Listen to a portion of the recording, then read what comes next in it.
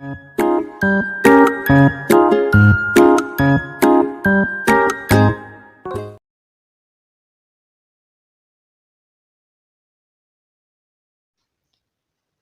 Everyone, कसं आहे सगळे? छान आहे ना? मस्त मजेत आहे ना? नॉलेज ट्रेशर ह्या चॅनेलवर तुम्हा सर्वांना स्वागत आहे. आज आपण बघणार आहोत 10th स्टँडर्ड सायन्स पार्ट 1 त्याच्यातला फर्स्ट लेसन ग्रॅव्हिटेशनचा राहिलेला पार्ट. आपला पहिल्या पार्टमध्ये आपण gravitation, circular motion and centripetal force, Kepler's laws, Newton's universal law of gravitation, acceleration due to the gravitational force of the earth हे सगळ्या पार्टचं आपण बघितलेलं आहे. तुम्ही आमच्या चॅनेलवर पहिल्यांदा आले असले तर हे चॅनेलचा लिंक डिस्क्रिप्शन बॉक्समध्ये आहे किंवा आई बटनमध्ये आहे. तुम्ही तिथे जाऊन ते पाहू शकतात. Now let us talk about the free fall.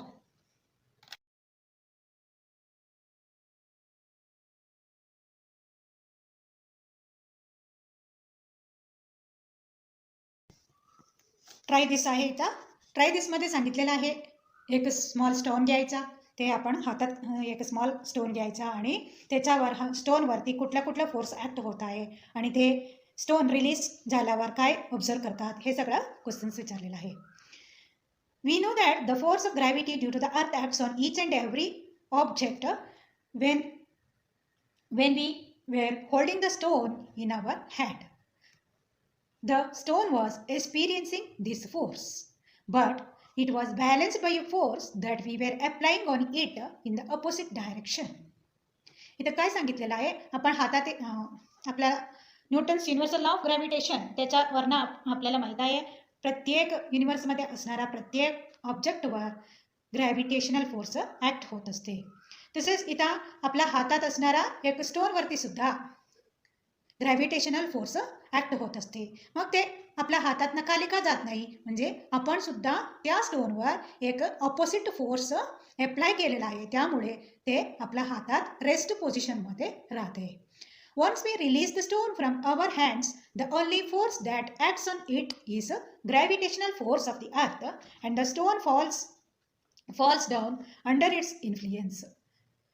आपण एकदा ते स्टोन आपल्या हातातनं रिलीज केले की तेव्हा त्या स्टोनवरती फक्त आणि फक्त ग्रॅव्हिटेशनल फोर्स ॲक्ट होते असते. त्यामुळे काय होते, ते स्टोन कालचा ग्रॅव्हिटेशनल फोर्स ॲक्ट होत असल्यामुळे ते अर्थच्या डायरेक्टमध्ये फॉल होत असते. Whenever an object moves under the influence of the force of gravity alone it is said to be falling freely. म्हणजे काय सांगितलंय, एखादी ऑब्जेक्टवरती ग्रॅव्हिटेशनल फोर्स फक्त ग्रॅव्हिटेशनल फोर्स अप्लाय होत असले की तेव्हा ते ऑब्जेक्ट फ्रीली फॉल होत असते. त्यालाच आपण फ्री फॉल असे म्हणतो. Thus the released stone in a free fall, त्यामुळे आपल्या हातातनं रिलीज झाला स्टोन ते फ्री फॉलमध्ये असते. In free fall the initial velocity of the object is 0 and goes on increasing due to the acceleration due to gravity of the earth. इथे आपल्याला माहीत आहे, आपण मागं बघितलेलं आहे,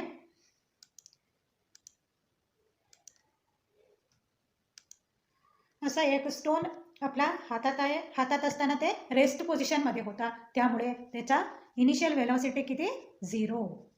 ते हातात ना रिलीज झाल्यावर ते असं खाली पडते because of the gravitational force of the अर्थ. ते खाली पडताना इथे त्याचा वेलॉसिटी काय होते, वेलॉसिटी इन्क्रीज होत असते. खाली कसे जसे जसे ते अर्थच्या ग्राउंडच्या जवळ किंवा सरफेस जवळ येताना ते ऑब्जेक्ट एक्सिलरेट होते, म्हणजे त्याचं स्पीड इन्क्रीज होत असते. During free fall, the frictional force due to air opposes the motion of the object, and a buoyant force also acts on the object. Thus, true free fall is possible only in vacuum. Free fall होत असताना इथे air असतात. हे air या स्टोनला असा strike झाल्यामुळे त्याचा frictional force apply होते. स्टोनवरती फ्रिक्शनल फोर्स अप्लाय होते. तसेच ते इथून बायनेट फोर्स अप्लाय होत असते, त्यामुळे ते फ्री फॉल होताना हे सगळं डिस्टर्बन्स या स्टोनला होत असते. त्यामुळे त्याला फ्री फॉल म्हणजे फ्रीली फॉल होत नाही ते ऑब्जेक्ट. हे कधी पॉसिबल आहे, जेव्हा हे कुठलाही फोर्स ऑब्जेक्टवरती अप्लाय होत नाही, म्हणजे व्हॅक्यूममध्ये कुठलाही एअर नसतात, त्यामुळे तिथे फ्रिक्शनल फोर्स नाही आहे, बायनेट फोर्स नाही आहे, त्यामुळे free fall is possible only in vacuum. Free fall is possible only in vacuum. Okay, next.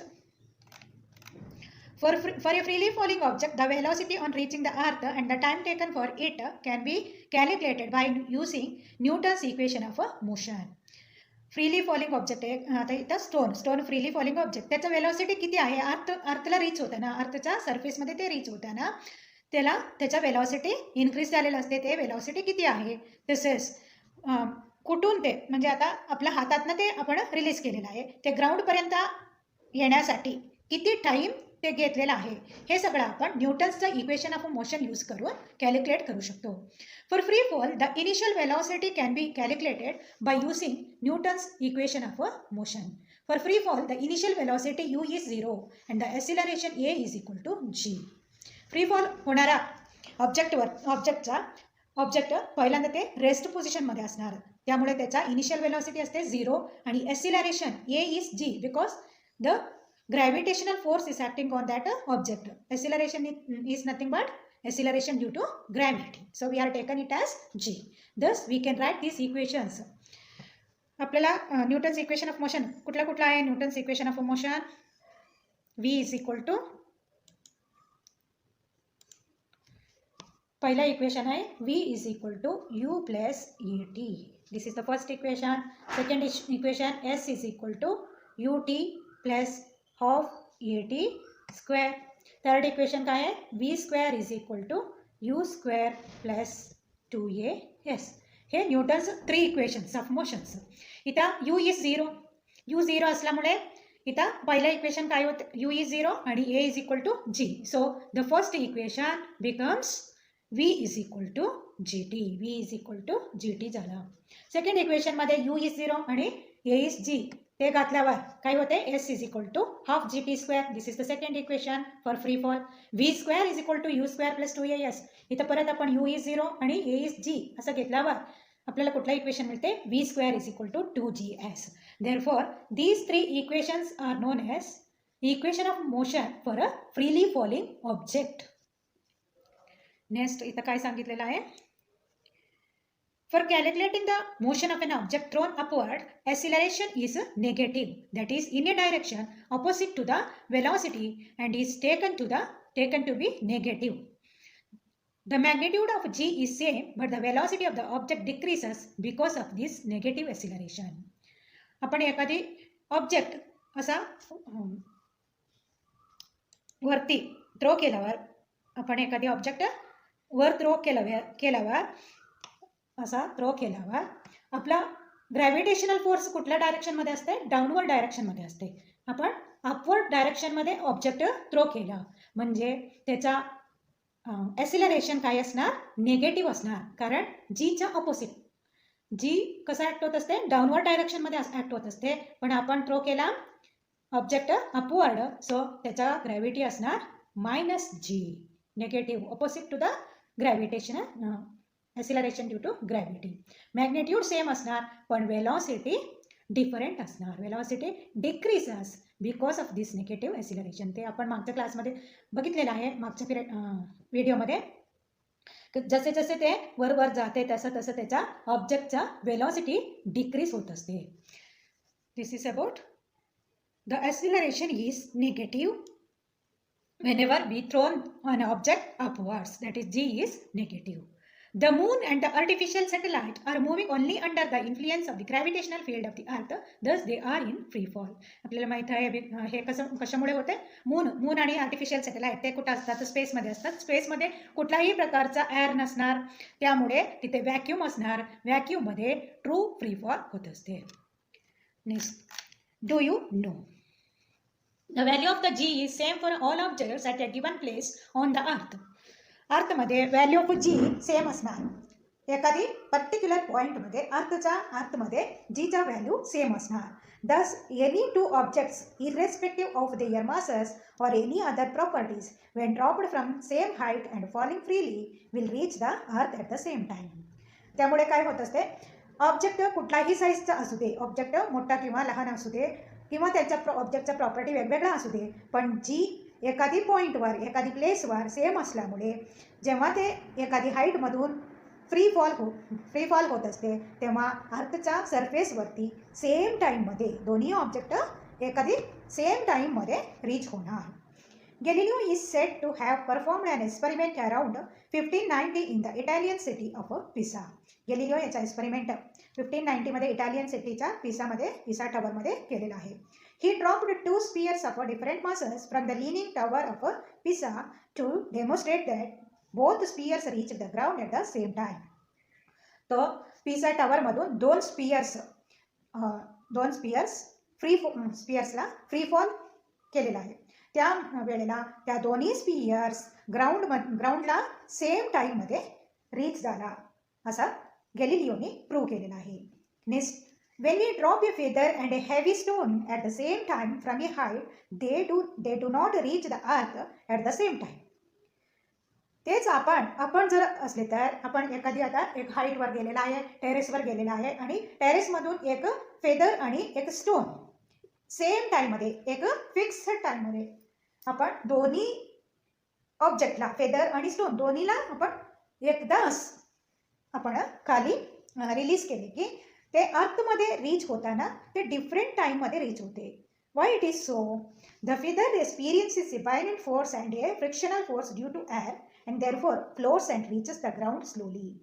फेदरवरती आपला एअरमध्ये असणारा बायनेट फोर्स आणि फ्रिक्शनल फोर्स अप्लाय होते आणि त्यामुळे फेदर फ्लोट होते आणि ते ग्राउंडवरती रीच होताना त्याला भरपूर वेळ लागते. Later than the heavy stone हे स्टोनचा नंतर पोचते. का स्टोनवरती का बायनेट फोर्स किंवा फ्रिक्शनल फोर्स अप्लाय होत नाही का? म्हणजे the buoyant and frictional forces on the stone are much less than the weight of the stone and does not affect the speed of the stone much. स्टोनचा mass फेदरच्या मासपेक्षा भरपूर large आहे, त्यामुळे बायनेट फोर्स किंवा frictional force त्याच्यावरती सुद्धा act होते, पण ते फोर्स स्टोनच्या मासपेक्षा भरपूर कमी आहे. त्यामुळे ते स्टोनवरती बायनेट फोर्स किंवा फ्रिक्शनल फोर्स कुठलाही इफेक्ट करत नाही. त्यामुळे ते स्टोन लवकर ग्राउंडवरती पोचते, पण फेदर ग्राउंडवर पोचताना रीच होताना त्याला भरपूर वेळ लागते. Recently, scientists performed this experiment in vacuum and showed that the feather and stone indeed reached the earth at the same time. आताच आपला सायंटिस्ट हे एक्सपेरिमेंट व्हॅक्यूममध्ये करून बघितलेलं आहे. व्हॅक्यूममध्ये करून बघताना हे दोन्ही ऑब्जेक्ट सेम टाईममध्ये खाली अर्थच्या सरफेसवर रीच होताना दिसते. ह्याचा एक व्हिडिओ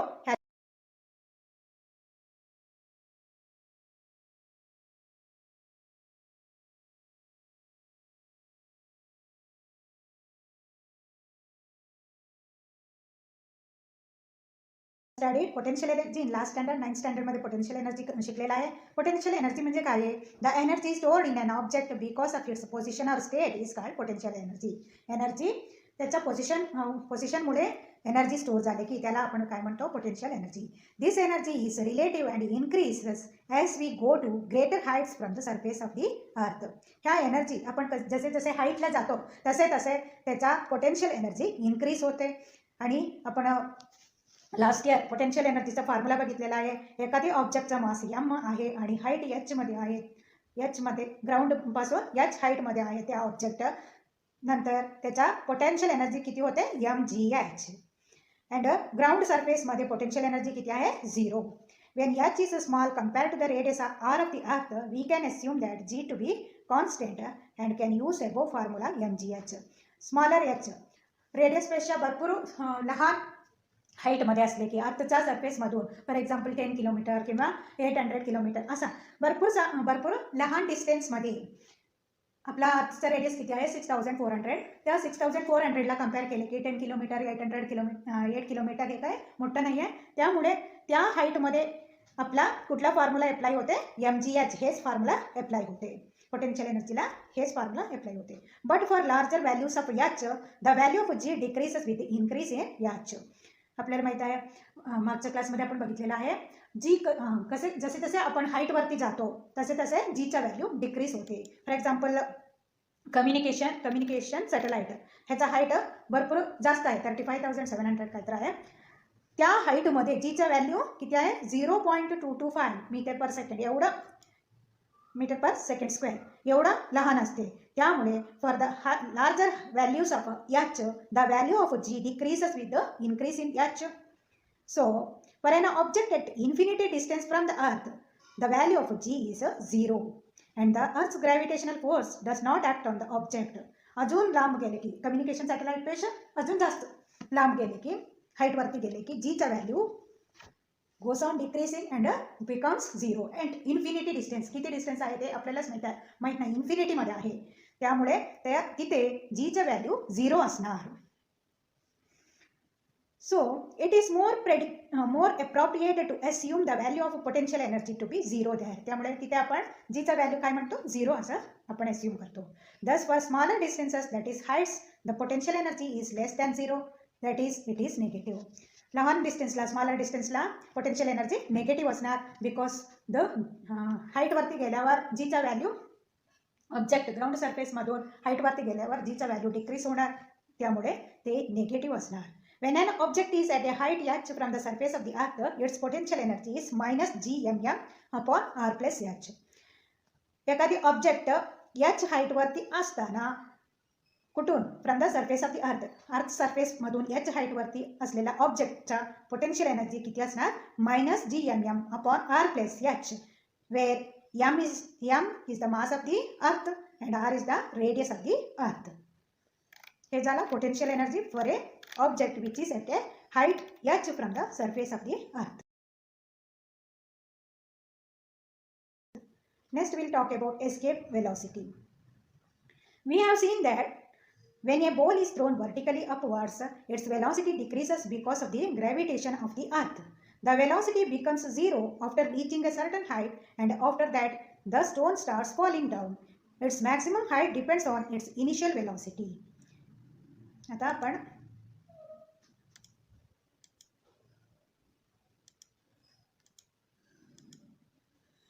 एखादी बॉल आपण अपवर्ड असा थ्रो केल्यावर ते एक मॅक्सिमम हाईटपर्यंत पोचते.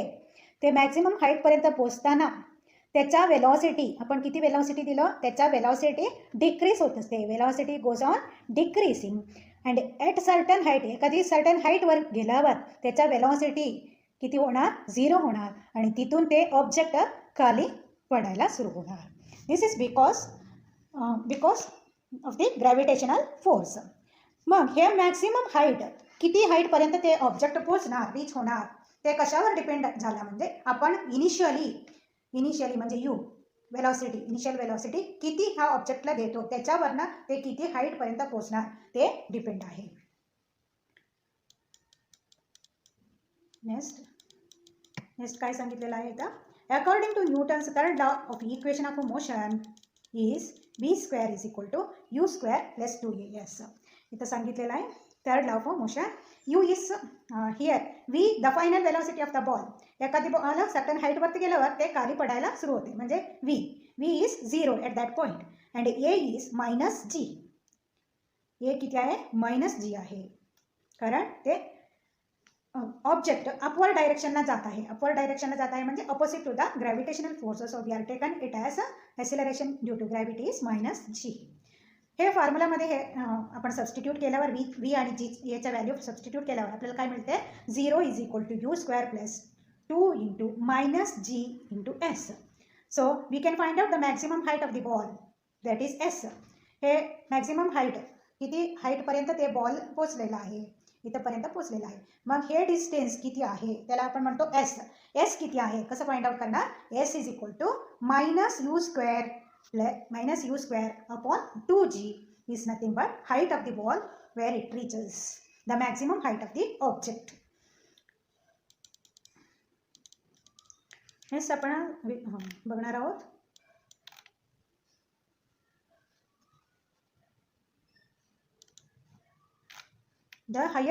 Thus, higher the initial velocity u, the larger is the height reached by the ball.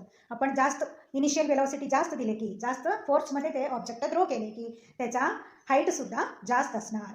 The reason for this is that the higher the initial velocity, the ball will oppose the gravity of the earth more and larger will be the height to which it can reach. आपण जास्त initial velocity दिल्यावर ते जास्त हाईटमध्ये कसं पोहोचणार, म्हणजे त्या object gravitational फोर्सला opposite करू शकतो.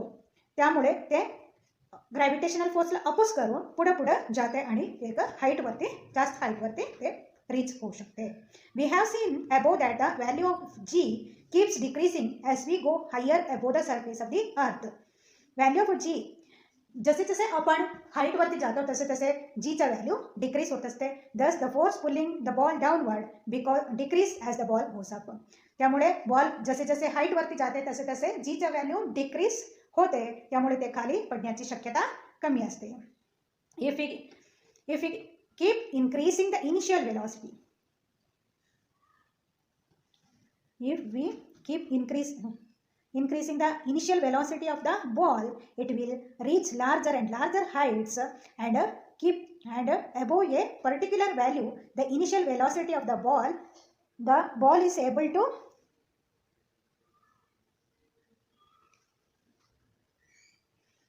overcome the downward pull by the earth and can escape the earth forever and will not fall back on the earth. This velocity is called escape velocity. आपण इनिशियल वेलॉसिटी तसेच increase करत जसे increase करतो तसंच ball जास्त हाईटवरती ते reach होणार. तसं आपण इन्क्रीज करणं, कॉन्स्टंटली इन्क्रीज केल्यावर एखादी असा इनिशियल वेलॉसिटी येते, त्यामुळे ते बॉल कम्प्लिटली ह्या ग्रॅव्हिटेशनल फोर्सला अपोज करू शकतो आणि ते पुढे जाऊ शकतो आणि परत अर्थच्या सरफेसवरती ते परत येणारच नाही. त्या इनिशियल वेलॉसिटीला आपण काय म्हणतो, escape velocity. That is the initial velocity of the ball which is able to overcome the downward pull by the अर्थ.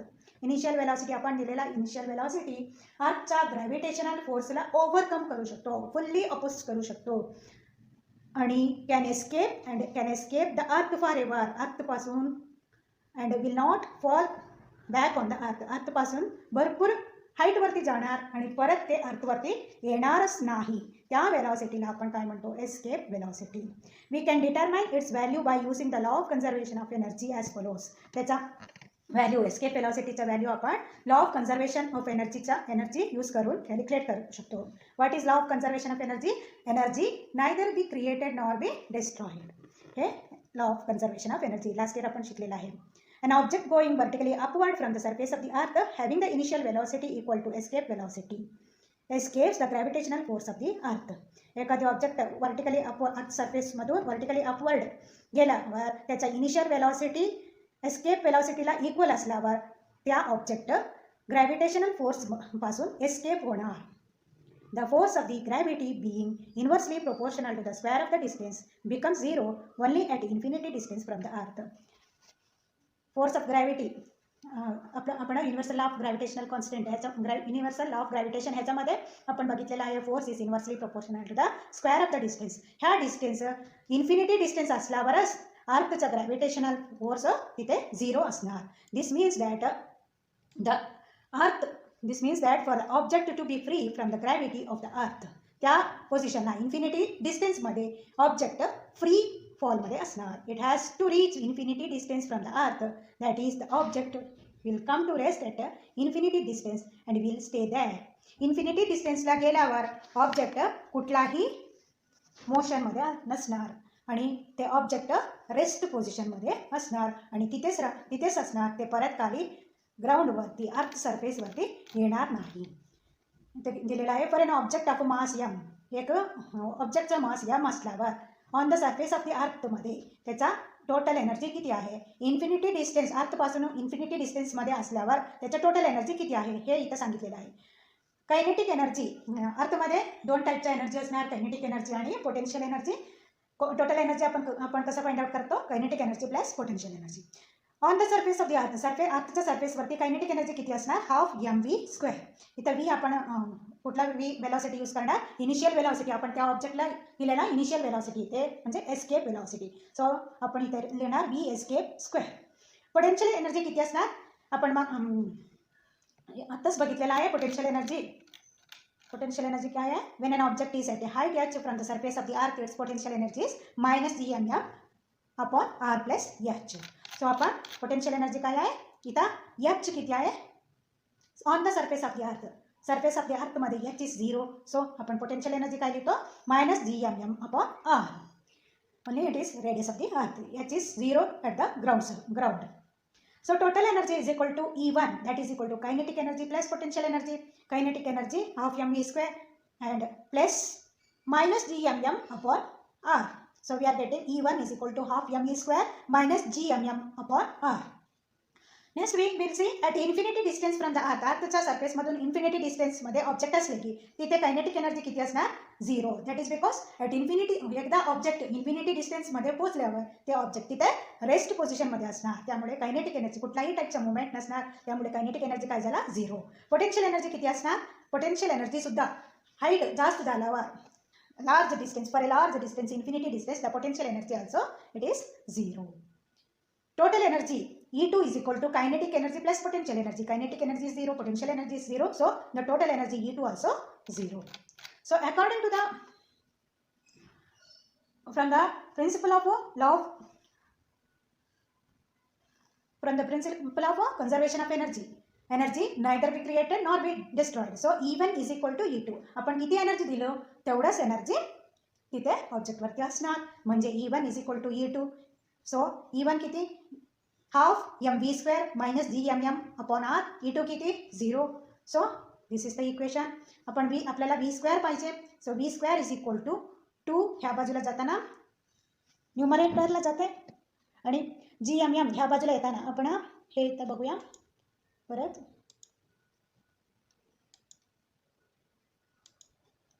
सॉरी,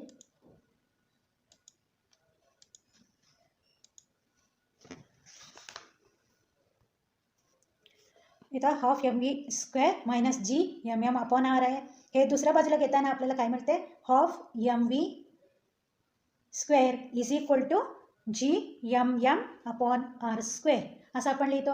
मग आपल्याला पाहिजे नुसतं V स्क्वेअर घेताना हे 2 दुसऱ्या बाजूच्या न्यूमरेटरला जाणार, हे m दुसऱ्या बाजूच्या डिनॉमिनेटरला जाणार आणि हे m ह्या न्यूमरेटरचं m बरोबर कॅन्सल होणार. मग आपल्याला काय मिळतं, what we are getting, V square is equal to 2GM upon R. मग इथं V square आहे. सो V पाहिजे तर velocity, escape velocity is equal to square root of 2GM upon R.